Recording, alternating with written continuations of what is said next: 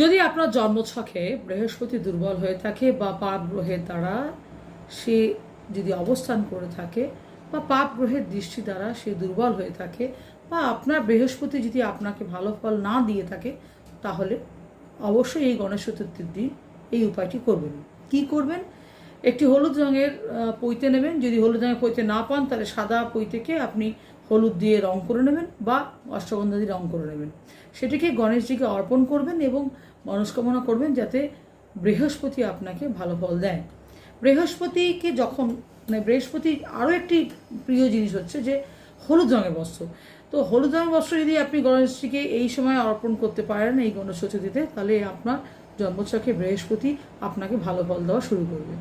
এবং পারলে প্রত্যেক মাসে চতুর্থীতে আপনি যদি গণেশজিকে এইভাবে পুজো করতে পারেন, তাহলে আপনার জন্মছকে বৃহস্পতি অবশ্যই ভালো ফল দেবে।